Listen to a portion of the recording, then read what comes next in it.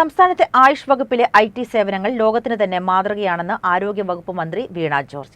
സമഗ്രവും കേന്ദ്രീകൃതവുമായ ഡിജിറ്റൽ സംവിധാനങ്ങളിലൂടെ സേവനങ്ങളുടെ സുതാര്യത വർദ്ധിപ്പിക്കാനാകുമെന്നും മന്ത്രി പറഞ്ഞു.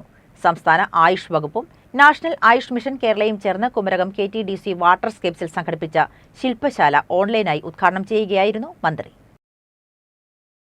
സംസ്ഥാനത്തെ ആയുഷ് വകുപ്പിലെ IT സേവനങ്ങൾ ലോകത്തിന് തന്നെ മാതൃകയാണെന്ന് മന്ത്രി വീണ ജോർജ് പറഞ്ഞു.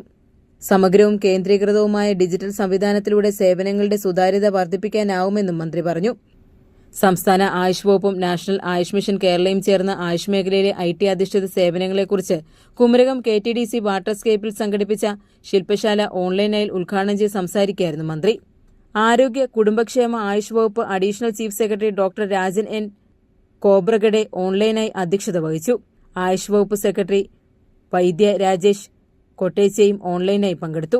Joint secretary doctor Kavita Jain, IT director Subodh Kumar, national Ayush mission Kerala state mission director doctor D. Sajith Babu, Ayush വകുപ്പ് ഉത്തർപ്രദേശ് പ്രിൻസിപ്പൽ സെക്രട്ടറി രഞ്ജൻ കുമാർ, ആയുഷ് വകുപ്പ് ഉപദേശകൻ doctor A. Raghu, homeopathy medical വിദ്യാഭ്യാസ വകുപ്പ് principal and controlling officer TK Vijayan തുടങ്ങിയവർ ചടങ്ങിൽ പങ്കെടുത്തു.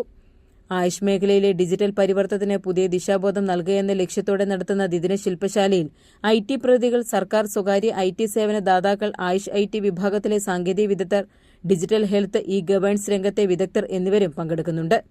ACV news, Kottayam.